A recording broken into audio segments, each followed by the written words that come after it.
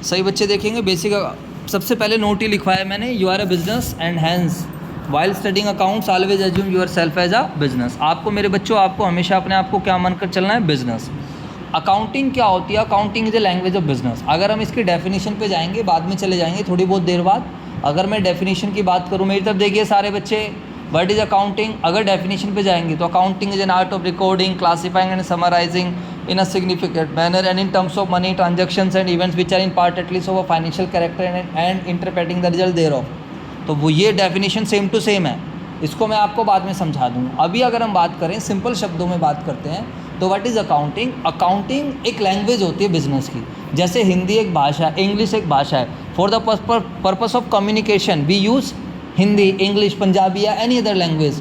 उसी तरीके से अगर हम बिज़नेस की ट्रांजेक्शन्स का लेन देन को समझना है कि यार कितना आ रहा है, कितना जा रहा है, कितने पैसे हैं, उसको रिकॉर्ड्स को मेंटेन करना है, then we use the accounting. Business में जितना भी रिकॉर्ड्स वगैरह, जितने भी पैसे का लेन देन मेंटेन किया जाता है, that is through the accounting. जो होता है ना, जैसे मैंने मशीनरी खरीदी, पैसा चला गया, तो इसको हम जिसके थ्रू मेंटेन करते हैं वो क्या होती है? अकाउंटिंग। अकाउंटिंग जैसे डेफिनेशन में जाओगे, accounting is an art. Art का मतलब कला, एक ऐसा काम जो हर किसी के बस की नहीं है करना, जिसको करने के लिए पहले सीखना पड़ता है, नॉलेज लेनी पड़ती है। जैसे सिंगिंग करना, डांसिंग करना, पेंटिंग करना, ये सब क्या आर्ट है। उसी तरीके से अकाउंटिंग करने के लिए भी पहले हमें क्या करना पड़ता है? सीखना पड़ता है, पहले हमें नॉलेज लेनी पड़ती है। समझ में आया? इस चीज़ पे हम थोड़ा बाद में चले जाएंगे। या डेफिनेशन की I will share a video with you, वहाँ पे आप देख सकते हो, क्योंकि मुझे ज़्यादा फोकस टैली पर करके चलना है। बट इसके बिना तो टैली वैली सब कुछ बेकार है। इसके बाद हम चलते हैं, what is the meaning of basic accounting term. तो सर कोई बड़ी बात नहीं है। Those terms which are compulsory to learn for the purpose of understanding accounts are known as basic accounting term. Basic accounting terms terminology है use in the language of business, यानी कि accounting की language में जो हम use करते हैं। Like you have listen some words, assets, capital, liabilities, expense, loss, revenue, debtor, creditor, solvent, insolvent. अरे बोलो। तो ये सब क्या है? बेसिक है। ये ए आ का खा गा है। जब तक आपको बेसिक अकाउंटिंग टर्म्स की नॉलेज नहीं होगी, तब तक मेरे बच्चों आपको अकाउंटिंग नहीं आएगी। बात समझ में आई या नहीं है? तो ये एक क्लास में बताऊंगा, बार बार ये सिस्टम नहीं चलता रहेगा।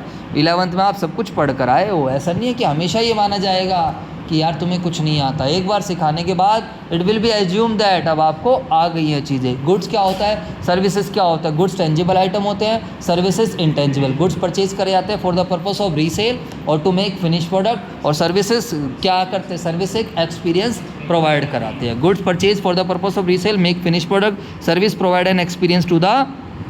बताओ सर्विस क्या करते हैं मेरे बच्चों? एक्सपीरियंस देते हैं। Service can be separated, yes, goods को हम अलग कर सकते हैं, but services can never be separated from the service provide. अरे बोल दो यार। Vary from business to business, क्या मतलब हुआ इसका? बिजनेस टू बिजनेस के लिए वेरी। सर हर एक बिजनेस के लिए गुड्स क्या होते हैं? अलग होते हैं। बात आपको मेरी समझ में आई या नहीं आई? सर बिल्कुल क्लियर है। लाइक विशाल मेगा मार्ट के लिए गुड्स अलग है, इलेक्ट्रॉनिक शॉप के लिए गुड्स अलग है। उसी तरीके सर्विस एक एक्शन है जो समवन डज फॉर समवन। अब मैं आपको पढ़ा रहा हूँ, what I am doing, I am providing the services. बेटा बैग पीछे रख दीजिए। हाँ जी, goods are always sold, goods के लिए हम सोल्ड करते हैं, और सर्विसेज क्या करी जाती है? प्रोवाइड करी जाती है। These are stock in trade goods basically. ये कौन सा टाइम है तुम्हारा आने का? खड़े रहो पीछे। ये कौन सा टाइम आने का है? तो सीनियर के चक्कर में लगे रहा। Vary from business to business. What is business? Business already explain कर दिया है। बताओ सारे बच्चे। बिजनेस एक प्लेटफॉर्म है जहाँ पर सब खड़े रहो। Business is a platform in which goods are purchase और sale and services are provided on a regular basis for the purpose of earning profit. Manufacturing, trading, raw material खरीदा, प्रोसेसिंग करी, फिनिश प्रोडक्ट बनाया, तो बैठ जाओ। तो वाला business कौन सा बन जाएगा आपका? Manufacturing. What is trading business? सामान खरीदा और सीधा बेच दिया। अरे बोलो भाई। What is service business? In which no goods are sold, जहाँ पर क्या करी जाती है? ओनली सर्विसेज दी जाती है। जी सर बिल्कुल क्लियर है। Raw material WIP finish products क्या होता है? रॉ मटेरियल बताओ सारे बच्चे। कच्चा माल जिस पर कोई प्रोसेसिंग नहीं हुई है, जहाँ पर अभी प्रोसेसिंग होगी, प्रोसेसिंग करके फिनिश प्रोडक्ट बना जाएगा। सर आप तो दोबारा बता रहे हो भाई, ये मेरी आदत है, एक बार ख़त्म हो जाएगा बात ख़त्म, समझ में आ गई। बट ये WIP पहले वहाँ बहुत डिटेल में समझाया था। Now I am not taking too much time. अरे जवाब दो। What is work in progress? जहाँ पर कुछ परसेंटेज काम हो गया है, कुछ परसेंटेज काम अभी होना बाकी है। And what is finish product? Finish जो which is ready for sale, जो बिकने के लिए तैयार है। अब यहाँ पर ट्रांजैक्शन वर्ड आएगा। आपको इन ट्रांजैक्शन की जर्नल बनानी है, इन ट्रांजैक्शन से फाइनल अकाउंट बनाना है, इन ट्रांजैक्शन से लेजर बनानी है। बार बार ट्रांजैक्शन आ, और तुम्हें यही नहीं पता ट्रांजैक्शन क्या है। इंटरव्यू देने गए, इंटरव्यूअर ने पूछ लिया भाई ट्रांजैक्शंस क्या होती है? सर पता ही नहीं क्या होती है, तो उसमें तुम्हारी भी बेइज्जती है और हमारी तो है ही है। बात समझ में आ गई या नहीं आ गई?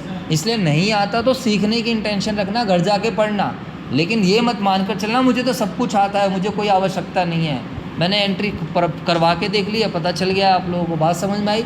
फिर भी आपको टाइम टू टाइम लगे, मैं पहले आपसे ही पूछूंगा, देन फिर मैं आपको एक्सप्लेन करूँगा। What is transaction? Exchange of goods and services. लेन देन, लेन देन क्या होता है बेसिकली? ट्रांजैक्शन। ट्रांजैक्शन जनरली दो पार्टीज़ के बीच में होता है, और ट्रांजैक्शन जो है, ट्रांजैक्शन की वजह से ही एक इकोनॉमी चलती है, एक बिजनेस चलता है। अगर ट्रांजैक्शन है तो आप हैं, हम हैं, ट्रांजैक्शन है ये तो कंट्री है, वरना तो इकोनॉमी है, वरना कुछ भी नहीं। समझ में आया या नहीं है? आप लोग बीइंग एन अकाउंटेंट, इधर देख लीजिए, अकाउंटिंग प्रोसेस जब सिखाऊंगा तो अकाउंटिंग प्रोसेस में जो सबसे पहला स्टेप होता है, what is the meaning of accounting process? एक अकाउंटेंट कैसे अकाउंटिंग करेगा, सबसे पहले क्या काम करेगा, what will be the first step, उसके बाद सेकंड स्टेप क्या होगा, थर्ड स्टेप क्या होगा। और जब कभी कहीं पर भी कोई भी प्रोसेस आ जाए तो इस बात को आप ध्यान रखना, प्रोसेस हमेशा क्या रहता है मेरे बच्चों, बताओ? Same to same. प्रोसेस में कभी भी आप लोग चेंज नहीं कर सकते। समझ में आया? लाइक अगर आपको सब्जी बनानी है, खाना बनाना है, सब्जी बना, तो एक प्रोसेस है। पहले आप कुकर चढ़ाओगे, उसके अंदर घी डालोगे, फिर जो भी है क्या नाम है, प्याज, जीरा वीरा, लहसुन वगैरह, तड़का वड़का लगाओगे, यही तो एक प्रोसेस है। उसके अंदर फिर सब्जी डालोगे, मिलाओगे, नमक मिर्च डालोगे, फिर थोड़ा बहुत। लेकिन ऐसा थोड़ी है कि नहीं यार पहले सब्जी डाल देंगे बाद में तड़का लगा रहे हैं, ऐसा थोड़ी होता है। तो being an accountant but you have to do in the accounting process. इधर देख लीजिए, जब आप अकाउंटिंग करते हो तो आपको क्या करना है, फटाफट बताओ सारे बच्चे। सबसे पहले आप लोगों को क्या करना होता है, आपको पता है किसी बच्चे को क्या करना होता है? सबसे पहला काम होता है identification of financial transactions and event. How we have to identify? तो ट्रांजैक्शंस को आइडेंटिफाई करना होता है, whether these are of financial character और नॉट। अब सर यहाँ ट्रांजैक्शन वर्ड आ गया, अब ट्रांजैक्शन का मतलब यहाँ समझा रहा हूँ, अभी थोड़ी देर बाद आ जाऊँगा अकाउंटिंग प्रोसेस पे। अरे बोल दीजिए, ऐसे सारी चीज़ें आपस में कनेक्टेड है। तो ट्रांजैक्शन एक्सचेंज है गुड्स का या फिर सर्विसेज या फिर किसी भी एसेट्स का। आपको अपने आप को क्या मानकर चलना है? बिजनेस। आपने लैपटॉप खरीदा, साइड में पेमेंट कर दी, ट्रांजैक्शन। सर्विसेज ली, आप बिल्डिंग किराए पे यूज़ कर रहे हो, साइड में रेंट पे कर दिया, सैलरी पे कर दी, वेजेस, ये सब क्या होती है? ट्रांजैक्शन। समझ में आया नहीं है? अरे जवाब दो। ट्रांजैक्शंस की वजह से क्या स्टार्ट होती है? अकाउंटिंग स्टार्ट होती है। अगर अब अकाउंटेंट क्या किस चीज़ का रिकॉर्ड करेगा, किस चीज़ को क्लासीफाई करेगा, किस चीज़ को समराइज़ करेगा? ट्रांजैक्शंस को ही तो करेगा। बोलो हाँ है ना? अब कोई बिजनेस पिछले 6 महीने से बंद पड़ा हुआ है तो आप वहाँ जाके क्या करो, किस चीज़ का रिकॉर्ड मेंटेन करोगे? तो account transaction is the smallest part of the accounting. Transaction है तो अकाउंटिंग की आवश्यकता है, अकाउंटेंट की आवश्यकता वरना नहीं है। इसलिए बोला गया initiate the process of recording, have at least 2 effect. सब बच्चों को पता है भैया कम से कम कितने इफेक्ट होते हैं? 2, एक डेबिट होता है और एक क्रेडिट। इसको अभी हम आगे जाकर भी डिस्कस करेंगे। Affect the financial position, yes, every transactions क्या करती है? फाइनेंशियल पोजीशन को क्या करती है? अफेक्ट करती है। हर एक ट्रांजैक्शन अकाउंटिंग इक्वेशन को इफेक्ट करती है, और अकाउंटिंग इक्वेशन क्या रिप्रेजेंट करती है? एसेट्स बराबर कैपिटल प्लस लायबिलिटीज़। तो इसका मतलब हर एक ट्रांजैक्शन किसको भी इफेक्ट करती है? फाइनेंशियल पोजीशन को भी। अरे बोल दीजिए example, sale of goods, purchase of goods, share purchase, सब type of transaction. Cash credit, cash का मतलब on the spot immediate payment, credit का मतलब उधार transaction. Internal within the organisation, like depreciation लगाना, प्रोविज़न बनाना, ये सब क्या है? इंटरनल। एक्सटर्नल ट्रांजैक्शन, किसी बाहर वाली पार्टी के साथ आप क्या कर रहे हो मेरे बच्चों? ट्रांजैक्शंस कर रहे हो। समझ में आया? लाइक एक्सटर्नल यूनिट्स के साथ, किसी एक्सटर्नल पार्टी एंटिटी के साथ आप ट्रांजैक्शंस कर रहे हो। देखो अकाउंट्स में बेसिक अकाउंटिंग टर्म्स का आना बहुत ज़्यादा जरूर, जब तक ये नहीं आएगा तब तक you can't do tally, you can't do tally. तो एक एक्सटेंडेड वर्जन है टैली, बस जो मैनुअल आप चीज़ें करते हो उसी को बस खाली क्या करा दिया है? कंप्यूटराइज करा दिया। चलो बच्चों आगे। इसके बाद व्हाट इज़ एंट्री? एंट्री क्या होती है? जर्नल क्या होता है? वाउचर क्या होता है? बहुत ज़्यादा ज़रूरी है। अभी हम यहाँ पर वाउचर बनाना सीखेंगे अगली क्लासेस में, आने वाली क्लासेस में। एंट्री क्या होती है? व्हेन ए ट्रांजैक्शन और event is entered in books of accounts, यानी कि बेसिकली जर्नल में जब हम किसी ट्रांजैक्शन या इवेंट को एंटर करते हैं then it becomes the entry.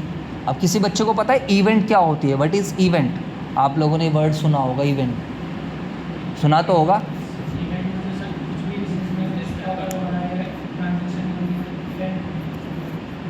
Transaction तो एक्सचेंज हो गया गुड्स से। Event basically result of transaction होता है, लाइक प्रॉफिट हो गया, लॉस हो गया, या फिर क्लोजिंग स्टॉक बच गया है, या आपकी क्या बन जाती है? इवेंट्स बन जाते हैं। समझ में आया नहीं है? या कोई loss by fire, loss by accident, ये भी इवेंट्स में आया। व्हेन ए ट्रांजेक्शन और इवेंट इज एंटर्ड, इधर देख लीजिए व्हाट इज एंट्री। एंट्री का मतलब सुना है आप लोगों ने, जैसे cash account debit to capital, machinery to cash. तो जब किसी ट्रांजेक्शन इवेंट को जब आप एंटर करते हो बुक्स ऑफ अकाउंट्स में, तो वो एंट्री बनती है। आई बात समझ। इसके बाद जर्नल क्या होता है, what is journal, any one of you, कोई भी बच्चा बताना चाहेगा जर्नल क्या होती है? जर्नल बेसिकली एक बुक होती है जिसमें हम सारी ट्रांजेक्शन्स को डेट वाइज रिकॉर्ड करते हैं। तो journal is a book in which all the transactions are recorded date wise. अरे बस इन अ क्रोनोलॉजिकल ऑर्डर, क्या बोलते हैं हम उसको, अब मान लीजिए इस किताब में मैंने डेट वाइज ट्रांजेक्शन्स को रिकॉर्ड करना स्टार्ट कर दिया। क्या कर दिया इसमें, just journal is just like rough register. अभी आज आप रफ रजिस्टर लेकर आए तो रफ रजिस्टर में आप अकाउंट्स का टीचर आया, अकाउंट्स का रिकॉर्ड, मैथ वाला है मैथ, इको वाला है, जो आ रहा रिकॉर्ड करते जा रहे हैं। अरे बोल दो यार, फिर कल फिर लेक्चर आ रहेंगे फिर रिकॉर्ड करोगे। तो जर्नल में डेट वाइज ट्रांजेक्शन, आज जो ट्रांजेक्शन होंगे सब रिकॉर्ड हो। जर्नल कोई एनालिसिस नहीं करती, जर्नल बस खाली रिकॉर्ड मेंटेन करती है। तो इस किताब में अगर मैंने date wise transaction record maintain करना स्टार्ट कर दिया, तो इस वाली बुक का ये जो नाम लिखा हो फाइनेंशियल अकाउंटिंग, इसका नाम मेरे बच्चों क्या हो जाएगा, जर्नल। प्यार से क्या नाम दे देंगे, जर्नल। तो कोई आपसे पूछे जर्नल क्या होते हैं, तो जर्नल में बोलना जर्नल वो किताब है। जर्नल क्या है, वो किताब है। That book in which we maintain the records of each and every transaction in a chronological order, in a date wise manner। समझ में आया नहीं है? अरे जवाब दो, हाँ बोला करो मेरी क्लास में। तो एंट्री क्लियर हो गई। Journal. Voucher, what is voucher? Voucher is an evidence of a business transaction. इधर देखो सारे बच्चे, वाउचर क्या होता है, evidence. Evidence simply means proof. Like आप लोगों ने फीस सबमिट कराई, you have taken the screenshot. Like आप कोई बिल, कोई सामान खरीदते हो, देन यू विल फाइंड कि हाँ यार उसका बिल है कुछ, that is an voucher. Voucher is an evidence of a business transaction. जब तक वाउचर नहीं होगा बच्चों ध्यान रखना, तब तक कोई भी अकाउंटेंट क्या है, ट्रांजेक्शंस को रिकॉर्ड नहीं करेगा। Like for example this is an voucher, मैंने 1500 रुपये का पेट्रोल डलवाया था, तो this is just an receipt. अब अकाउंटेंट को एक प्रूफ चाहिए होता है, अकाउंटेंट इसके बेसिस पर क्या करता है, ट्रांजेक्शंस को रिकॉर्ड करता है। अरे जवाब दो। जैसे ये एक वाउचर है कुछ सामान खरीदने का, ये आप जाकर एक कॉन्सेप्ट पढ़ोगे, वेरीफाइबल ऑब्जेक्टिव कॉन्सेप्ट। कौन सा कॉन्सेप्ट पढ़ोगे, वेरीफाइबल। अपनी कॉपी में लिख लो, घर से पढ़ लेना। एक बिजनेस एंटिटी कॉन्सेप्ट भी पढ़ा दिया है साथ के साथ। What is verifiable objective concept? देखो जो चीज़ जहाँ जहाँ कनेक्ट होती रहेगी साथ के साथ मैं बताता रहूँगा। Verifiable objective concept says that accountant should be a honest person. इधर देख लीजिए, अकाउंटेंट क्या होना चाहिए, एक ऑनेस्ट पर्सन। अकाउंटेंट किसी के कहने पर किसी ट्रांजेक्शन को रिकॉर्ड नहीं करेगा। अकाउंटेंट जब ट्रांजेक्शन्स को रिकॉर्ड करेगा तो पहले क्या करेगा, वेरीफाई करेगा कि वेदर उसका कुछ बिल है या फिर नहीं है। अरे बात समझ में आई है नहीं? तो कैश मैम होना चाहिए, इनवाइस होना चाहिए, बिल होना चाहिए, तभी जाकर अकाउंटेंट क्या करेगा, किसी ट्रांजेक्शन को रिकॉर्ड करेगा। तो अब मैंने आपको बता दिया जर्नल क्या होता है, तो कल को पूछूंगा तो बता दोगे, बोलना जर्नल वो किताब होती है जिसमें हम ट्रांजेक्शन को डेट वाइज रिकॉर्ड करते हैं। वाउचर क्या होता है सर? वाउचर एक एविडेंस है, प्रूफ है, जिसके आधार पर ट्रांजेक्शन रिकॉर्ड। एंट्री क्या होती है सर? जब व्हेन अ ट्रांजेक्शन और event is entered in books of account. ये सारी चीज़ें आपके दिमाग में सेट हों, इसी से आपकी एक इमेज बनती है। कल को इंटरव्यू देने जा रहे हैं और बड़ी बड़ी चीज़ें पता हैं, छोटी छोटी चीज़ें नहीं पता, तो फिर कोई फ़ायदा नहीं। और रिकॉर्डिंग क्या होती है? What is recording? The process of entering the business transaction in the books of account. इधर देखो, अब मान लो मैं अकाउंटेंट हूँ सत्यवती कॉलेज का, यहाँ पर इतने सारे वाउचर्स रखे हुए हैं। इधर देख लीजिए, यहाँ पर पूरे बिल इकट्ठे कर दिए हैं और मेरे को आके बोला जी आप एंटर करो, रिकॉर्ड करो। तो मैं आऊँगा, सारे वाउचर देखूंगा, एंट्री चढ़ाता रहूँगा। बात समझ में आई नहीं?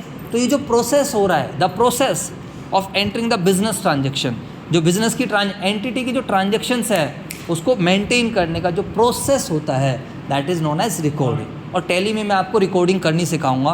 टैली में जो रिकॉर्डिंग होती है मेरे बच्चों, वाउचर्स के थ्रू हम क्या करेंगे, रिकॉर्डिंग करेंगे। टैली में we will create different voucher, debit voucher, credit voucher जिसको हम रिसीप्ट वाउचर बोलेंगे, पेमेंट वाउचर्स भी बोलेंगे, कॉन्ट्रा वाउचर बनेगा, जर्नल वाउचर बनेंगे।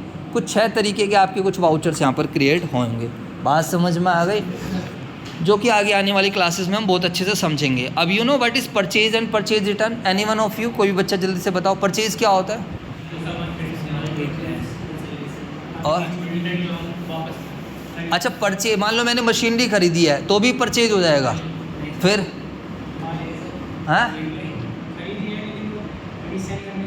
हाँ देखो, परचेज बेसिकली एक अकाउंटिंग टर्म होता है जो हम अकाउंट्स में यूज़ करते हैं for purchase of goods.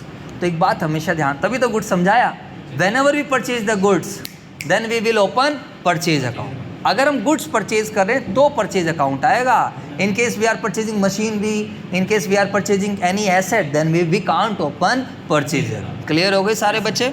And what is purchase return? Whenever we purchase the goods, जब हम खरीदा हुआ माल वापस कर, रीज़न में भी एनीथिंग, क्यों वापस करें? डिफेक्टिव है, लेट डिलीवरी है, डिफरेंट साइज़ है, डिफरेंट कलर है, फ़ोन पे बात हुई थी 20 रुपये पर यूनिट देगा, बिल बना के भेज दिया 22 का, भाई पकड़ो अपना सामान। समझ में आ गई बात? ये घर पे जाके पढ़ लेना बच्चों। दो तरीके की परचेज होती है, कैश परचेज कर, नोट्स निकाल कर देख लीजिए, नोट्स में सारी चीज़ें गिवन है। नोट्स शेयर करे थे बेटे, बहुत अच्छा बच्चा है, निकाल ले यार, तो बहुत अच्छा बच्चा है यार। ओहो मोबाइल ले रखा है तुमने भी, निकाल बेटे, शाबाश। हाँ पता नहीं है कौन से नोट्स है? ओह माय गॉड, उसको मिलेंगे अभी। अबे टेलीग्राम चैनल में है मेरे भाई यार, क्या यार ढीले बच्चे हो तुम सब। अब मैं नहीं भेजूंगा। Cash purchase, credit purchase. तो व्हाट इज़ कैश परचेज? सामान खरीदा और हैंड टू हैंड पेमेंट कर दी, that is known as cash purchase. And what is credit purchase? सामान खरीदा और पेमेंट हम लेटर डेट पर करेंगे, उसको बोलेंगे हम क्रेडिट परचेज। घर पे जाके आराम से पढ़ते रहना। अच्छा परचेज रिटर्न का दूसरा नाम बताओ सारे बच्चे, what is other name of purchase return? अब देख लो, ये नॉलेज है आप लोग। रिटर्न इनवर्ड नहीं, रिटर्न आउटवर्ड। इधर देख लीजिए, कभी कन्फ्यूज़न नहीं होगी। इधर देखो, मेरी तरफ देखो सारे बच्चे। परचेज, ये मेरा बिजनेस है, मान लेते हैं ये मेरा बिजनेस। बॉडी लैंग्वेज बहुत इंपॉर्टेंट रोल प्ले करती है, ध्यान रखना। तो ये मेरा बिजनेस है, अब मैं सामान खरीद के लाया, तो सामान खरीद के लाया, परचेज गुड्स खरीद के लाया, अरे बोलो ना। Purchase return, what is purchase return? खरीदा हुआ माल वापस करो। तो मैं अपने गेट से बाहर जा रहा है सामान, मेरे बिजनेस से सामान बाहर जा रहा है, आउटवर्ड। समझ में आ गया नहीं आ गया? तो वो सामान जो हमने खरीदा था, and we are giving it back to the supplier because of defective, because of late delivery, different size, may be anything. तो purchase return is also known as return out. What is sale? तो sale आप सब बच्चों ने सुना होगा, it's general term. Generally आप किसी गोलगप्पे वाले के पास जाओ, उसे और भाई आज की तेरी सेल कैसी है? कहेगा यार आज बारिश हो गई थी, सेल ज़्यादा बढ़िया नहीं है। कुछ कुछ बंदे अपनी सेल बताते वक्त हेजिटेट होंगे, जबकि उसने कोई कॉमर्स नहीं पढ़ी, उसने कोई कॉमर्स नहीं पढ़ी, बट ही नो, वो बहुत फेमिलियर वर्ड है सेल। तो सेल बेसिकली क्या रिप्रेजेंट करता है? जो भी हम सामान बेचते हैं, whatever we are selling, जो जिस चीज़ का मेरा बिजनेस है, जिस चीज़ का मेरा, और बिजनेस किस चीज़ का होता है? गुड्स का या सर्विस, तो उसके लिए भी यूज़ द वर्ड सेल्स। अरे बोलो।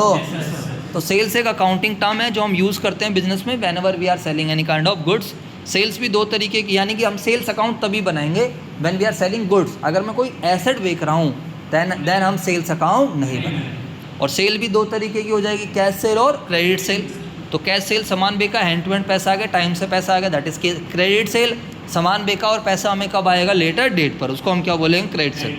And what is sales return? बताइए, सेल्स रिटर्न क्या होता है? जब बिका हुआ माल वापस है, मैंने आपको सामान बेचा एंड कस्टमर ने हमारा सामान क्या कर दिया? वापस कर दिया। तो इसको सेल्स रिटर्न को क्या, देखो सेल, सामान बेचा था, अब कस्टमर ने हमारा सामान वापस कर दिया, तो हमारे बिजनेस में अंदर आ गया। तो सेल्स रिटर्न का दूसरा नाम क्या होगा? Return inward. अब ये मत मानकर चलना कोई तुम्हें बिठा के कराया, कोई ऐसा इंजेक्शन या कैप्सूल नहीं बना है कि दे दो और तुम्हें घर जाके चीज़ों को पढ़ना होता है। समझ में आया? इसके बाद डेटर्स क्या होता है? अब sales related there will be certain words. Debtors क्या होता है? देखो मैं बिजनेस हूँ तो बिजनेस जिन लोगों को उधार सामान बेचता है या जिन्हें हम उधार सर्विसेज देते हैं, वो लोग क्या होते हैं? हमारे डेटर। डेटर से हमने फ्यूचर में क्या लेने हैं? पैसे। अरे बोलो। डेटर वो लोग हैं जिन्हें हम उधार सामान देते हैं, जिनसे हमने पैसे लेने हैं। डेटर्स क्या होते हैं? हमारी करंट एसेट्स होते हैं, इसको अभी हम आगे जाकर पढ़ेंगे। डेटर्स को हम बुक डेट्स के नाम से भी जानते हैं। समझ में आया नहीं है? अभी सारे अकाउंट्स बनाएंगे, ध्यान रखना जब हम टैली हमारी स्टार्ट हो जाएगी जनरल वगैरह में। क्रेडिटर्स क्या होते हैं? वो लोग जिनसे हम उधार सामान खरीदते हैं। मैं बिजनेस हूँ, इधर देख लीजिए, I am business and I am purchasing something from outsider. मैं किसी से सामान उधार ले रहा हूँ या सर्विसेज उधार ले रहा हूँ, तो उसको बेसिकली हम क्या बोलते हैं? क्रेडिटर्स। वो तो क्रेडिटर्स मेरे सर पे क्या होता है? कर्जा। कर्जा समझते हो? लायबिलिटीज़, क्योंकि मैंने उनसे सामान या सर्विसेज उधार लिए, तो क्रेडिटर्स को मुझे पैसे देने पड़ते हैं। अब सोलवेंट, डेटर्स या तो सोलवेंट हो गए या insolvent. What is the meaning of solvent? Solvent का मतलब अच्छे लोग। देखो अब यहाँ पर ना लिख नहीं सकते, दैट इज़ द लिमिटेशन। अब मोबाइल में या तो कोई ऐसी ऐप ढूंढो जिसमें आप इसमें लिख भी सको PDF के ऊपर, ये लिमिटेशन रहती है। अब मान लो मैं कह रहा हूँ सोलवेंट पे कुछ लिखो, मैं बोलूँ अच्छे लोग लिखना है इसके साथ, अब कैसे लिखोगे? ये प्रॉब्लम आ गई ना। तो इसलिए मैं कहता हूँ अवॉइड करो डिजिटल नोट्स को, ट्राई टू यूज़ क्या है बोलते हैं जो है अपना सॉफ्ट कॉपी या जो भी हार्ड कॉपीज़ वगैरह, या फिर आप iPad वगैरह या कुछ जो टैब वगैरह आती है, यू कैन टेक इट, अगर आपको इसकी आदत बनानी है तो। What is solvent? सॉल्वेंट का क्या मतलब होता है? अच्छे लोग, वो लोग जो हमारा पैसा टाइम से दे देते हैं। मैंने किसी को सामान उधार दिया एंड दैट पर्सन में उससे पैसे लेने गया और उसने मेरा पैसा टाइम से वापस कर दिया। What is insolvent? बुरे लोग जो हमारा पैसा टाइम से नहीं दे रहे हैं, जो रोना धोना शुरू कर देते हैं, उसको बोलते हैं insolvent. And what is bad debts? Bad debts क्या होता है? जो पैसा हमारा डूब गया, the amount irrecoverable from the debtor, जो डेटर से हमारा पैसा रिकवर। तो बैड डेट्स हमारा क्या होता है मेरे बच्चों? लॉस होता है। अरे बोल दो। What is bad debts? Bad debts recover, जब डूबा हुआ पैसा हमारे पास वापस आ जाता है तो उसको हम क्या बोल देते हैं? Bad debts recovered. तो बैड डेट्स रिकवर्ड हमारे लिए क्या हो जाएगी? इनकम। इसके बाद क्वेश्चन कहता है कि भाई classify transaction on the basis of nature. You know what is revenue nature transaction and capital nature transaction? Revenue nature transactions are those transactions which are of recurring nature, which repeats every time, जो बार बार repeat होते हैं साल में कई बार क्या होते हैं? Repeat. जो बेनिफिट्स भी हमें शॉर्ट पीरियड के लिए देती है। मैंने आपको सामान बेचा, सर्विस दिया, आपने पैसे दे दिए, मुझे हर महीने रेंट देना पड़ता है, हर महीने सैलरी देनी पड़ती है, तो ये सब क्या है मेरे लिए? रिवेन्यू नेचर ट्रांज, जो बेनिफिट्स हमें शॉर्ट पीरियड के लिए देगी। अरे जवाब दो यार। अब इसमें रिवेन्यू एक्सपेंडिचर भी आ जाएगा और रिवेन्यू रिसीट्स भी आ जाएगा। रिवेन्यू एक्सपेंडिचर का मतलब मैं रेंट पे कर रहा हूँ, सैलरी पे, एक महीने का काम ले रहा हूँ, एक महीने की सैलरी, एक पानी की बोतल मंगाई फिर देना पड़ा, मार्कर में इंक डलवाई फिर, जो बार बार हमें करना पड़ता है, जो बेनिफिट्स भी हमें शॉर्ट पीरियड के लिए देती है। उसी तरीके से मैंने एक बच्चे को पढ़ाया, फीस मिल गई, दूसरे को पढ़ाया फिर मिल गई। तो रिवेन्यू नेचर ट्रांजेक्शन, सेल हो रही है जो हम साल में बार बार करते हैं। समझ में आया? And what is capital nature transaction? बताओ। वो ट्रांजेक्शन जो साल में बार बार नहीं, जो एक बार कर दी but which does not repeat many times in a year, एक आधी बार हो जाती है। लाइक हमने मशीनरी खरीद ली, लाइक हमने फर्नीचर खरीद लिया, लाइक हमने बिल्डिंग खरीद ली, तो ये सब कौन से ट्रांजेक्शन है? क्या ये लैपटॉप खरीद लिया हम लोगों ने, बताओ। तो अगर हम लैपटॉप खरीद रहे तो क्या ये जो सत्यवती कॉलेज है हम क्या बार बार लैपटॉप खरीदे? नहीं। तो ये क्या है? Capital nature. लोन ले लिया हमने, तो कैपिटल नेचर में भी दो तरीके की मिलेगी, कैपिटल रिसीट्स और एक्सपेंडिचर। कैपिटल एक्सपेंडिचर की वजह से हमारे पास बैलेंस शीट्स में एसेट्स आती हैं। कैपिटल एक्सपेंडिचर हमारी एसेट्स के ऊपर जो पैसा खर्च होता है, चाहे वो लैंड हो, बिल्डिंग हो, मशीनरी हो, फर्नीचर, ये सब क्या है? Capital expenditure. समझ में आया? एक बार इनकर्ड कर दिया, जो बेनिफिट्स किसके लिए देगा? लॉन्ग पीरियड के लिए। और कैपिटल रिसीप्ट्स क्या है? लोन लेना, मालिक ने कैपिटल लगा दी, तो ये क्या है? आपकी कैपिटल रिसीप्ट। समझ में आया? जितने भी रिवेन्यू एक्सपेंडिचर्स होते हैं वो सारे के सारे मेरे बच्चों कहाँ जाते हैं? या तो वो ट्रेडिंग अकाउंट में जाते हैं या फिर कहाँ जाते हैं? Profit and loss account. ठीक है सर, मज़ा आ गया? तो what is business entity concept? Business and owner are two separate person, all transactions are recorded from the business point of view and not from the owners point. आपको हमेशा किसके point of view से सोचना है? Business. अब आपको थोड़ी थोड़ी फील आने लग गई होगी कि हाँ यार ये सब चीज़ तो हमें समझ में आ गई, सेट भी हो गई। घर पे आके लिख लोगे, पढ़ लोगे तो मज़ा आ जाएगा। समझ में आया? What is owner, proprietor, partner? Owner क्या होता है? वो व्यक्ति जो बिजनेस में पैसा लगाता है, जो बिजनेस के रिस्क उठाता है और जिसे बिजनेस का क्या मिलना होता है? प्रॉफिट्स एंड लॉसेस, उसको हम क्या बोलते हैं? ओनर। ओनर जो बिजनेस में पैसा लगाता है, that is known as capital. What is the meaning of capital? It is the amount और assets invested by owner into the business. तो बिजनेस में के ओनर जो भी पैसा लगाएगा, जो भी चीज़ें लगाए एसेट, उसको हम क्या बोलते हैं? कैपिटल। कैपिटल की हमेशा कुछ मनी वैल्यू होती है। अच्छा, कैपिटल का ध्यान रखना सारे बच्चे, कैपिटल का और नामों से भी जाना जाता है। Capital is also known as किस किस नाम से? नेटवर्थ या फिर ओनर्स इक्विटी। समझ में आया? और अकाउंटिंग इक्वेशन क्या कहती थी? फटाफट बताओ। What does accounting equation states? Accounting equation says that assets of a business is always equals to capital plus capital. समझ में आ गई? बट तो ये सारे अकाउंट्स हमें बनाने होंगे। प्लीज़ देखो मेरी तरफ सारे बच्चे, अब आपको ये नहीं पता ओनर पैसा लगा रहा है, कैपिटल, ड्राइंग नहीं पता, मशीनरी नहीं पता, परचेज नहीं पता, मैं क्या अकाउंटिंग कराऊँ? अब मुझे एक तसल्ली हो जाएगी कि हाँ यार भाई तूने जीरो से कराया और तू अपने, फिर नहीं आएगा तो मैं इग्नोर करूँगा, थोड़ा वहाँ सिखा देंगे, वो अपनी अपनी टेंशन है। समझ में आ गया नहीं है? What is the meaning of drawings? Drawings का मतलब है इट इज़ द अमाउंट और assets withdrawn bye owner for his personal use. समझ में आया? ड्राइंग्स हमेशा कैपिटल को कम करती है। समझ में आया? और जब कभी भी कोई भी ओनर गुड्स निकालेगा तो वो परचेज कॉस्ट पर लेकर जाता है, ना कि सेल वैल्यू पर।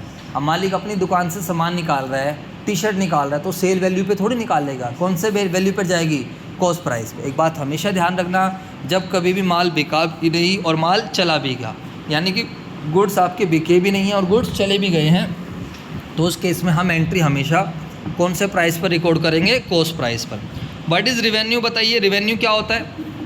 मेरी तरफ देखेंगे, by selling of goods and rendering of services whatever amount we receive that is known as revenue. जो अमाउंट हमें मिल गया है या मिलेगा सामान बेच कर या फिर सर्विसेज, दैट इज़ रिवेन्यू। अगर मैं बिल्डिंग बेचकर, मशीनरी बेचकर पैसा आ रहा है वो रिवेन्यू नहीं है। जिस चीज़ का मेरा काम धंधा है, जो ग्रॉस अमाउंट जो हमें कलेक्ट होना है उसको हम क्या बोलते हैं, रिवेन्यू। को कभी प्रॉफिट मत मानना, रिवेन्यू देख के खुश मत होना। आप कभी भी जब कोचिंग में जाते थे 12th में, 11th-12th में, तो पहले दिन जाके आप बड़े खुश हो, ओहो कोचिंग जा रहे हैं, 1000 रुपये फ़ीस, 50 बच्चे हैं, ओ भाई साहब एक बैच के 50,000 रुपये, 4 बैच पढ़ाता होगा 2 लाख रुपये। वहाँ बैठे बैठे आप क्या कर लेते थे, उसकी ऐसे इनकम निकालते थे, बताओ।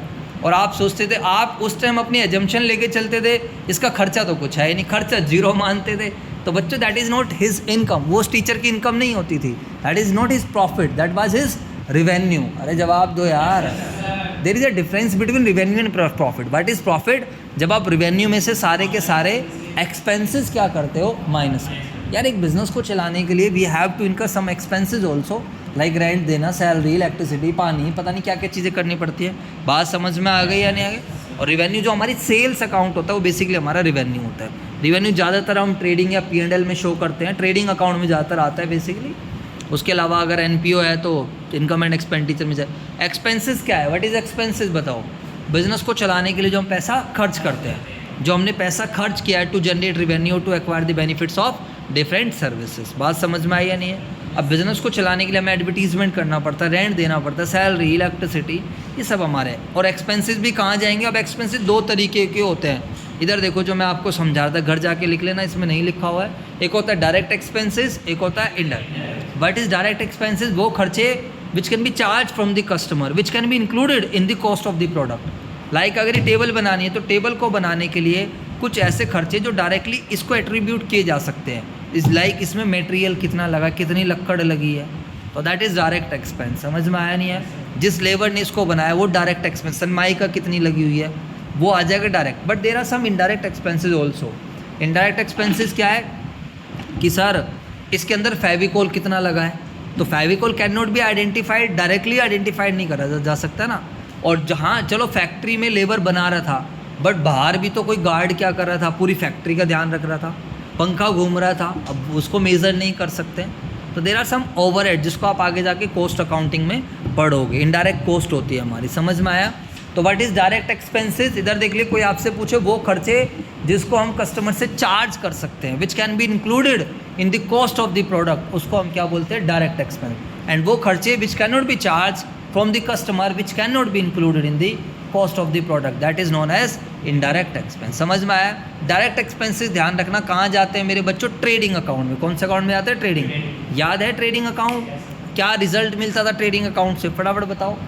Any one of you, what was the result we find out, we find out from trading account? हाँ, ग्रॉस प्रॉफिट या फिर ग्रॉस लॉस। ग्रॉस प्रॉफिट कब होता है? जब क्रेडिट साइड बढ़ी है डेबिट साइड से। और ग्रॉस लॉस कब होता था? जब डेबिट साइड बढ़ी होगी क्रेडिट साइड से। अब देखना यहाँ पर ट्रेडिंग अकाउंट ऑटोमेटिकली बनेगा, P&L ऑटोमेटिकली बनेगा।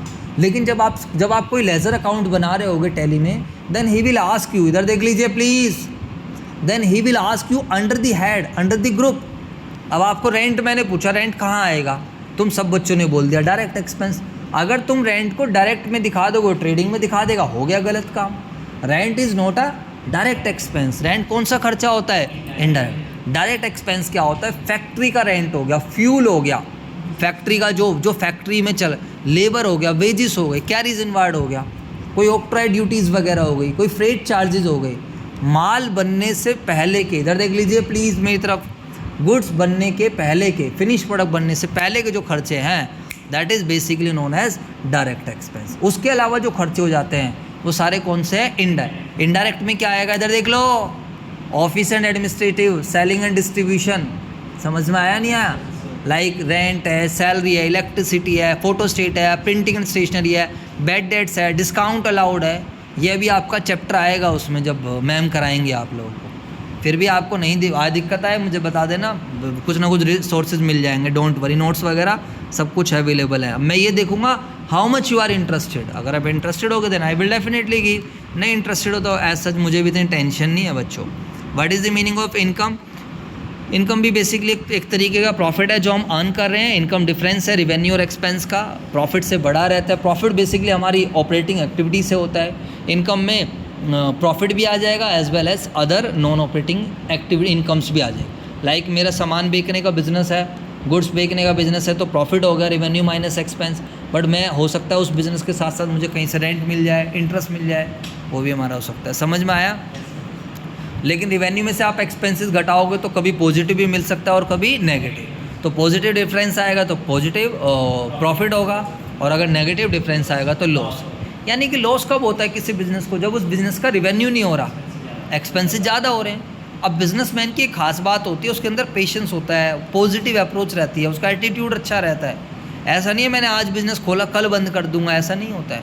वो अपने आप को एक टाइम दे के चलता है, 6 महीने 1 साल चले, या रिटर्न्स मिली या नहीं मिली। अब मान लो यहाँ पेशेंस 1 साल तक कुछ भी काम नहीं आया तो एक्सपेंसेस विल रिमेन कॉन्टिन्यू। जवाब दो भाई। अब उसको रेंट भी देना पड़ेगा, मैनेजमेंट रखा है तो सैलरी भी देनी पड़ेगी, बिजली का बिल, पानी वानी, तो एक्सपेंसेस होते जा रहे हैं, रेवेन्यू कुछ हो नहीं रहा है। और जब किसी वो बिज़नेस हमेशा लॉस में रहेगा जिसके एक्सपेंसेस ज़्यादा हैं और रेवेन्यूज़ नहीं है। समझ में आया? इसके बाद लायबिलिटीज़ क्या होती है? कर्जा। लायबिलिटीज़ का मतलब सिंपली कर्जा है जो हमें पैसा देना होता है आउटसाइडर को, क्योंकि मैंने कहीं से लोन लिया है, कहीं से सर्विसेज लिया है, या कहीं से सामान उधार लिया, that is liabilities. Creditors, bank loan, outstanding expense, capital, ये सब क्या होती है मेरे बच्चों? लायबिलिटी। अरे जवाब दो यार। अब 2 तरीके की इंटरनल लायबिलिटीज़ और external. What is internal liabilities? Internal liabilities का मतलब सिंपल सा है कि मैंने कहीं से क्या कर रखा है, ओनर ने पैसा लगाया बिजनेस में, द अमाउंट और assets invested by owner, owner ने बिजनेस में क्या कर रखा है, पैसा लगा रखा है, दैट इज़ इंटरनल। एक्सटर्नल क्या हो जाती है? जब बाहर से हमने किसी से लोन ले लिया है। इंटरनल लायबिलिटी को कैपिटल बोलते हैं, एक्सटर्नल लायबिलिटी सिंपली हमारी क्या हो जाती है? लायबिलिटी। समझ में आई बातें? नहीं? क्रेडिटर्स है, बीपी है, लोन है, आउटस्टैंडिंग एक्सपेंसेस हैं, ये सब हमारा। तो लायबिलिटीज़ का सिंपल मतलब अब आपसे पूछे, अब क्रेडिटर्स की बात आएगी, पता ही नहीं तुम्हें क्रेडिटर्स क्या होते हैं, फिर तो दिक्कत आएगी ना। तो क्रेडिटर्स वो लोग जिनसे हम उधार सामान या फिर उधार सर्विसेज लेते हैं। समझ में आया? आउटस्टैंडिंग एक्सपेंस क्या होता है? जिसका बेनिफिट ले लिया लेकिन अभी पेमेंट नहीं करी। What is income received in advance? अभी से मुझे आपने इनकम दे दी अगले साल की भी, because service is not yet rendered, service is not has been rendered, services मैंने आपको नहीं दी है, तो जो इनकम मुझे एडवांस में मिल जाती है that is my long term. अब लायबिलिटीज़ कई तरीके की, लॉन्ग टर्म लायबिलिटीज़ वो liabilities which we have to paid back after 1 year, जिसको अभी बैलेंस शीट डेट के 1 साल बाद जिसको पे करना होता है, ऑपरेटिंग साइकिल के बाद जिसको पे करना होता है, that is our long term liabilities. And what is current liabilities? बताओ सारे बच्चे। वो liabilities which we have to paid back within 12 months या फिर within operating cycle, like creditors है, बीपी है, कोई शॉर्ट टर्म लोन है, बैंक ओवरड्राफ्ट है, ये सब कौन सी लायबिलिटी है मेरे प्यारे बच्चों? Current. And long term loan है, बैंक लोन है, लॉन्ग टर्म पीरियड का लोन है। There is another liability that is contingent liabilities, वो लायबिलिटी जिसकी आज की डेट में नील बुक वैल्यू है बट विच में rise in the near future by happening और not happening of an event, उसको हम क्या बोलते हैं? Contingent liability.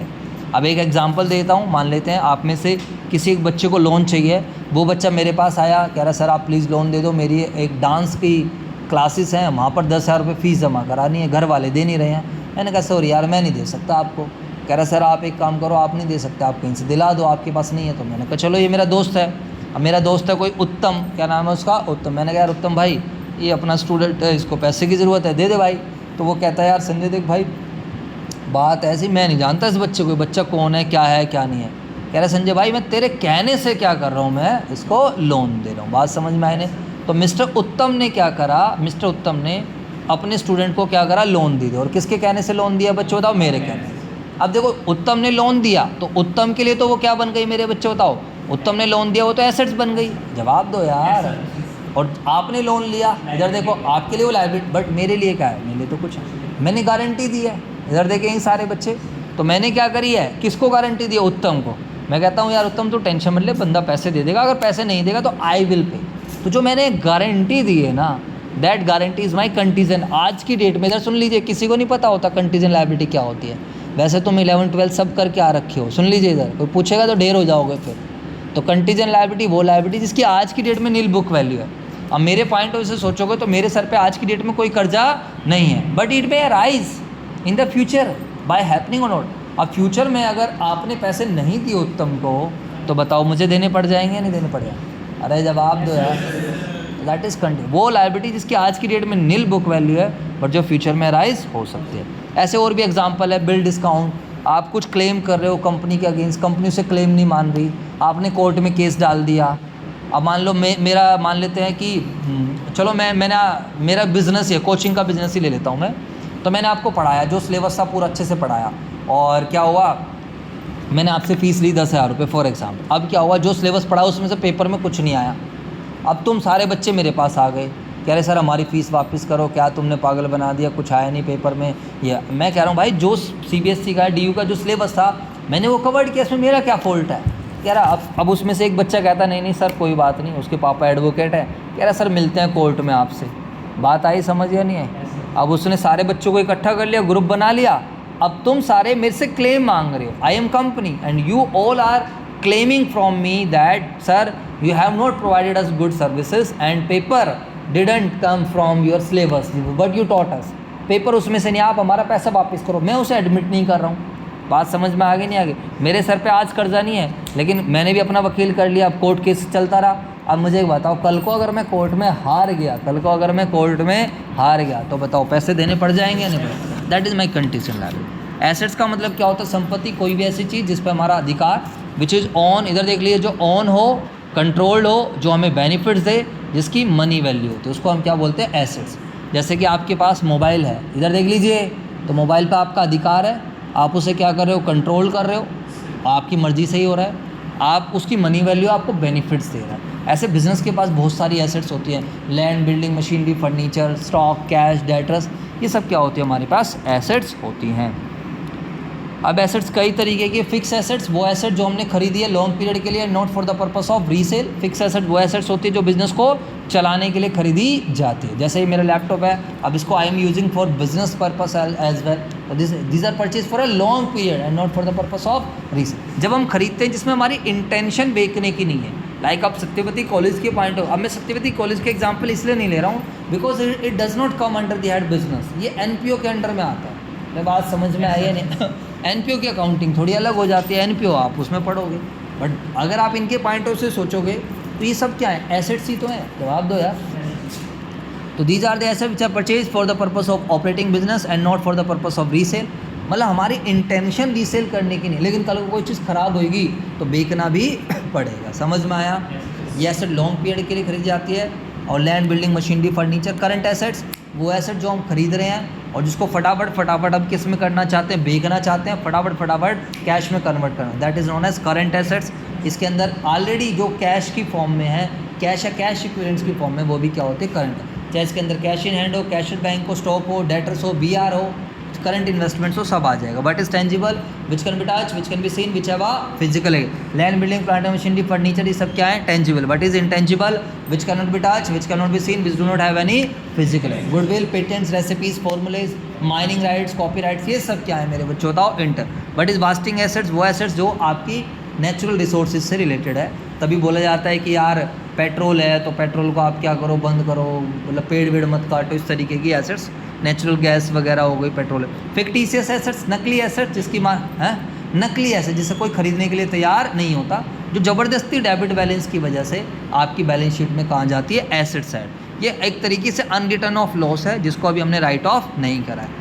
Entry, journal, voucher already explain कर दिया है मैंने आप लोगों को। अच्छा, क्लासिफिकेशन क्या होता है? इधर देख लीजिए, अकाउंटिंग प्रोसेस में भी आगे हम डिस्कस करेंगे। Classification simply means grouping the same nature item at a single place, एक जैसे नेचर के आइटम को एक जगह। और जब हम क्लासिफिकेशन कौन सी बुक में करते हैं? We do classification in the book of ledger. देखो रफ रजिस्टर है आप लोगों का, अभी घर पे जाके आप क्या करोगे? अकाउंट्स का काम अकाउंट्स में, मैथ का काम मैथ में, इको का काम इको में, BS का काम BS में, ऐसे ही करोगे या नहीं करोगे? That is classification. What is classification?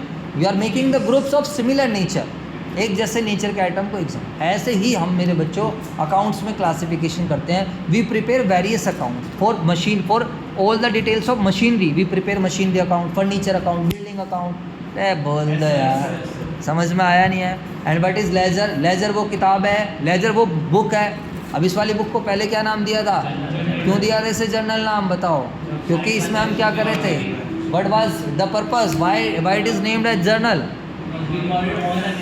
क्योंकि इसमें हम डेट वाइज ट्रांजेक्शन्स को मेंटेन कर रहे थे, chronology. But now we are not going to maintain date wise record. अब हम क्या करने वाले मेरे बच्चों? यहाँ पर हम क्लासिफिकेशन करेंगे। हम क्या करेंगे? यहाँ बनाएंगे कैश अकाउंट, फिर मशीनरी अकाउंट, फिर बिल्डिंग, फिर फर्नीचर, फिर सेल परचेज, आपको पता है जैसे अभी 10 बच्चे बैठे हैं क्लास में, 10 अकाउंट बनाने पड़े, ऐसे बहुत सारे अकाउंट बनाने पड़ते हैं। तो अभी हम यहाँ पर जो टैली में तो सबसे पहले स्टार्टिंग ही आपकी लेजर क्रिएशन से होगी, वो हम डिस्कस करेंगे। तो लेजर वो किताब होती है जिसमें हम वेरियस अकाउंट अब अकाउंट क्या होता है वो अभी आगे आ जाए। व्हाट इज़ अकाउंट, देख लो कितने सिस्टमेटिकली नोट्स बना रखे हैं, जैसे जैसे जो चीज़ें आती जा रही हैं वहाँ पर साथ के साथ समझाया है, टेढ़े मेढ़े नहीं बता रखे हैं। अब अकाउंट क्या होता है, अकाउंट एक खाता होता है, अकाउंट एक प्लेस है जहाँ पर सारी एक जैसे नीचे के ट्रांजैक्शन को दिखाया जाता है। समझ में आया नहीं है? लाइक आपका अकाउंट बनेगा तो उसमें सारे आपके, राम का अकाउंट बनेगा तो राम से कितने लिए कितने दिए वो आएगा, सेल्स अकाउंट में सारी सेल्स का रिकॉर्ड होगा, परचेज अकाउंट में सारा परचेज का रिकॉर्ड। समझ में आई बात या नहीं?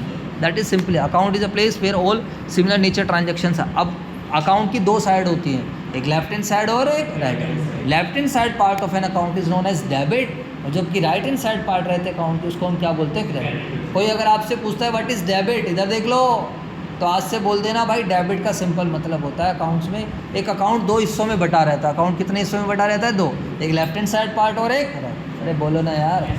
तो जो लेफ्ट हैंड साइड पार्ट होता है अकाउंट का उसको हम बोलते हैं डेबिट, और जो राइट हैंड साइड पार्ट होता है उसको हम क्या बोलते हैं, क्रेडिट। और अगर आप किसी भी अकाउंट के डेबिट साइड में एंट्री डालोगे तो ये कहा जाएगा अकाउंट इज़ डेबिटेड, और अगर आप किसी भी अकाउंट के क्रेडिट साइड में एंट्री डालोगे तो ये कहा जाता है अकाउंट इज़ क्रेडिटेड। क्या कहा जाता है, अकाउंट इज़ क्रेडिटेड। बाकी डेबिट क्रेडिट का कोई मतलब नहीं है। आप ये मत सोचना डेबिट का मतलब काटना, क्रेडिट का मतलब जमा करना, वो बैंक के हिसाब से होता है। वो कौन यूज़ करता है, बैंक के हिसाब से तो BRS वगैरह पढ़ोगे। या बैंक का तो डेबिट वर्ड यूज़ करता है काटना, और क्रेडिट का मतलब क्या होता है, जमा करना। बट यहाँ पर नहीं है, यहाँ पर अकाउंट की दो ही साइड हैं, एक लेफ्ट हैंड साइड और एक राइट हैंड। आप फॉर्मेट देखो सारे बच्चे, date particulars JF amount, date particular JF amount. समझ में आया? हाँ, 1 मिनट का टाइम दे दो।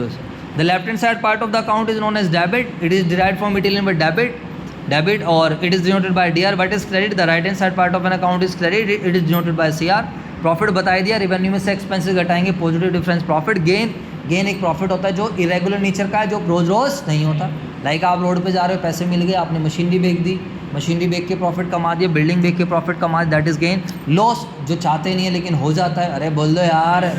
तो लॉस क्या है, जब आपके एक्सपेंसेस ज़्यादा है रेवेन्यू से तो आपको क्या हो जाएगा, लॉस। कॉस्ट क्या होता है, किसी भी पार्टिकुलर आइटम को बनाने की जो कॉस्ट आती है, उस पर जो पैसा अब ये पर्स बना है तो इस पर्स बनाने की जो टोटल कॉस्ट है, ये लैपटॉप बना है, that is simply cost. Book value, कोई आइटम हमारी बुक्स में कितनी वैल्यू पे पड़ा है, अरे बोल दो यार।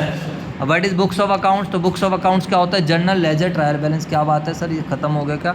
Books of account, journal, ledger, trial balance, ये सब कुछ आ जाएगा इसके अंदर। Cash book, purchase book. Cost of goods sold, जो हमने सामान बेचा उसकी क्या लागत है, that is cost of goods sold. Financial statement, trading account, कोई आपसे पूछे व्हाट इज ट्रेडिंग अकाउंट, इधर देख लीजिए, that account which shows the record of gross profit और ग्रॉस लॉस, जिसका पर्पस क्या रहता है, ग्रॉस प्रॉफिट और ग्रॉस लॉस। वैसे ट्रेडिंग अकाउंट के अंदर क्या क्या आता है, ओपनिंग स्टॉक आता है डेबिट में, परचेज आता है, डायरेक्ट एक्सपेंस आते हैं, क्रेडिट साइड में क्या आता है, सेल्स आता है, और क्लोजिंग स्टॉक आता है। अरे जवाब दो। What is profit and loss account, profit and loss account is that account which shows the net profit और नेट लॉस। नेट प्रॉफिट जो इनडायरेक्ट एक्सपेंस, इनडायरेक्ट इनकम का डिटेल भी शो करता है। अगर क्रेडिट साइड बड़ी होती है P&L की तो नेट प्रॉफिट आता है, और डेबिट साइड बड़ी होती है तो नेट लॉस। 11th क्लास की फाइनल अकाउंट वाला चैप्टर अपना जरूर निकाल के देखना, मज़ा आएगा, और उसकी PDF बना के अपने साथ रख लेना। समझ में आया? व्हाट इज़ BR, स्माइल का निशान बना रखा है, एक ऐसा बिल जिसको देख के हमारे चेहरे पे स्माइल आती है, यानी कि एक ऐसा बिल जिसके थ्रू हमें फ्यूचर में एक पार्टिकुलर डेट पे हमें पैसा मिलेगा, that is known as BR। और trade receivable debtor plus BR होते हैं। और व्हाट इज़ ट्रेड BP क्या होता है, व्हाट इज़ BP, जल्दी से बताओ। बिल्स पेबल, एक ऐसा बिल जिसको देख के हमारे चेहरे पे सैडनेस आती है, यानी कि जिसके थ्रू हमें फ्यूचर में पेमेंट करनी है। अरे जवाब दो यार। एक ऐसा बिल जो मुझे याद दिलाए यार इसके पैसे देने हैं कि इसके पैसे देने हैं, that is known as bills payable. हमारा मैं यूज़ कर रहा हूँ, that is use for the business. ध्यान रख, ट्रेड पेबल्स क्या होता है, इसके अंदर क्या आ जाएगा, क्रेडिटर्स भी आ जाएंगे और एज वेल एज BP भी आ जाएगा। डिस्काउंट क्या होता है, any type of reduction in the price of commodity is known as discount. अब डिस्काउंट मेरे बच्चों कितने तरीके का मिलेगा, फटाफट बताओ। 2 तरीके का, एक ट्रेड डिस्काउंट और क्या, व्हाट इज ट्रेड डिस्काउंट। इधर देख लो, जब आप सामान खरीद रहे हो, लार्ज क्वांटिटी में सामान खरीदने की वजह से जो आपको डिस्काउंट मिलता है या आप देते हो, that is known as trade discount. आप किसी दुकान पे गए, दुकान पे आके बोला भैया एक रजिस्टर लेना है, कहता है 50 का। आप बोलते हो 1 दर्जन लेने हैं, कहता है 45 का पड़ जाएगा, that is known as trade discount. तो ट्रेड डिस्काउंट आपको लार्ज क्वांटिटी में परचेज सेल की ट्रेड डिस्काउंट कभी भी बुक्स में शो नहीं होता। And what is cash discount? Cash discount का मतलब क्या होता है बच्चों बताओ? जो आपको टाइमली पेमेंट करने की, फटाफट पेमेंट करने की वजह से जो आपको डिस्काउंट मिलता है, that is known as cash discount. Cash discount हमेशा बुक्स में शो होता है। What is depreciation? Depreciation, it is a reduction in the book value of asset due to usage of due to usage, passage of time, obsolescence, latest technology। अब आप daily basis पे laptops को use कर रहे हो तो ये क्या है? डेप्रिशिएशन। आप एक काम कर दीजिए, लैपटॉप बंद करिए, चैप्टर में पूरा पैक कर रहा हूँ। एंटिटी, किसी भी बिजनेस को हम क्या बोलते हैं? एंटिटी। लाइक रिलायंस है, मारुति सुजुकी है, जो अपने नाम से बिजनेस कर रही है। समझ में आया नहीं है? जो अपने जिसका एक एग्जिस्टेंस है। रिबेट, अच्छा रिबेट क्या होता है पता है सारे बच्चों को? रिबेट भी एक तरीके का डिस्काउंट होता है जो बेसिकली कस्टमर को मिलता है जब सामान डिफेक्टिव निकल जाता है। जैसे कि आपने किताब खरीदी दुकान से 500 रुपये की पड़ी और आपने लास्ट में जाके देखा ओहो हो एक पेज के तो जो है एक चैप्टर के सारे पेज मुड़े पड़े हैं, चैप्टर ही आधा अधूरा है। अब आप दुकानदार के पास गए, अरे भैया क्या किताब पकड़ा दिए? दुकानदार कहता है भैया क्या हो गया यार, ये चैप्टर ख़राब निकल रहा है, अरे वापस करो। अब या तो दुकानदार वापस कर, या दुकानदार बोलता है भाई यार क्यों टेंशन ले रहा है, 500 रुपये की, चल तेरे को 100 रुपये का क्या करा, रिबेट दे दी। समझ में आया? तो रिबेट जनरली तब दी जाती है जब आपका सामान ऑलरेडी बिक जाता है। तुमने सोचा चल 100 रुपये कम पड़ रहे हैं, फोटो स्टेट करा लूँ, एक ही चैप्टर की तो बात है, दैट इज़ रिबेट। स्टॉक, जो आपकी दुकान में आपके बिजनेस में जो सामान पड़ा रहता है, that is known as stock. Particular date पे कितनी वैल्यू का सामान है। ओपनिंग स्टॉक, जो बिजनेस के स्टार्टिंग में स्टॉक पड़ा रहता है, दैट इज़ ओपनिंग स्टॉक। और जो साल के स्टार्टिंग में उसको बोलते हैं ओपनिंग स्टॉक। साल के एंड में जो स्टॉक रहता है that is known as closing stock. इसी से रिलेटेड एक कॉन्सेप्ट आएगा अकाउंटिंग पीरियड कॉन्सेप्ट, वो घर से पढ़ के आना है, मेरे पास टाइम कम है वरना मैं अभी आपको बताया। रिवेन्यू फ्रॉम ऑपरेशंस, सेल्स का ही दूसरा नाम क्या है? Revenue from operation. कंपनी के केस में we use the word revenue from operation. What is prepaid expense? Expense नहीं है एक्चुअली में एसेट्स, वो एक्सपेंसेस जो आपने एडवांस में पे कर दिए। पूरे साल का रेंट आपने क्या करा? एडवांस में। तो प्रीपेड एक्सपेंसेस आपकी क्या होगी? हमेशा एसेट्स होगी। And what is outstanding expense? बकाया खर्चे। व्हाट इज़ बकाया खर्चे? जिसका बेनिफिट हमने ले लिया बट जिसकी अभी पेमेंट नहीं करी। आउटस्टैंडिंग एक्सपेंसेस बिजनेस के लिए क्या होता है? लायबिलिटी। अरे बोल दो जी सर। एक्सपेंडिचर, एक्सपेंडिचर जो भी हमने पैसा खर्च किया उसको बेसिकली हम क्या बोलते हैं? अमाउंट स्पेंड या लायबिलिटी इनकर्ड, वो हमारा एक्सपेंड। एक कैपिटल एक्सपेंडिचर है, रिवेन्यू है। और मैं आपको ये इसके लिए वीडियो भेज दूंगा, अभी टाइम थोड़ा सा कम है। रिसीप्ट्स क्या होती है? वही है रिसीप्ट, पहले ही समझा दिया आप लोगों को। लाइक रिवेन्यू रिसीप्ट्स, पढ़ा रहा हूँ, मेहनत कर रहा हूँ, सर्विस दे रहा हूँ, तो जो आपसे फीस मिलेगी revenue receipts. Capital receipts, loan ले लिया, बिल्डिंग बेच दी, मशीनरी बेच दी, तो पैसा आ गया, that is my capital receipts. I hope सब बच्चों को समझ में आ गया। बस 3 चीज़ें छोड़ दी हैं, इसके लिए मैं एक लिंक शेयर करूँ, उसको देख लेना। रिवेन्यू बहुत अच्छे से समझा रखा है, रिवेन्यू एक्सपेंडिचर कैपिटल। वैसे रिवेन्यू और कैपिटल तो मैंने पहले भी समझा दिया। डेफर्ड रिवेन्यू बचता है, तो डेफर्ड रिवेन्यू एक्सपेंडिचर वो है जो हमने एक लार्ज अमाउंट में अभी इनकर्ड कर दिया और जिसका बेनिफिट हमें क्या मिलेगा? लॉन्ग पीरियड तक मिलेगा, जिसको हम एक बार में P&L में चार्ज नहीं करते। जैसे कि एडवर्टीजमेंट, जैसे कि क्या है या स्टाफ ट्रेनिंग कॉस्ट हो गया। तो इस तरीके से बच्चों मैंने जो मेन बेसिक अकाउंटिंग टर्म्स थे वो आप लोगों के कराए। अगली क्लास में सीधा स्टार्ट करेंगे rules of debit and credit, journal कैसे बनाते हैं, और साथ के साथ फिर हम उसको टैली में भी अप्लाई। आप लोग घर से करके लाना चाहते हो तो आप लोग क्या करना, फॉर्मेट बना कर ले आना। सारे बच्चे इधर देख लीजिए आप please, final account 11th class का देख लेना, फॉर्मेट बना कर लेके आना ट्रेडिंग अकाउंट का और P&L का और बैलेंस शीट का। समझ में आया नहीं है तो चलो आज के लिए फिर इतना ही। जिनकी अटेंडेंस नहीं, अटेंडेंस लगवा लीजिए।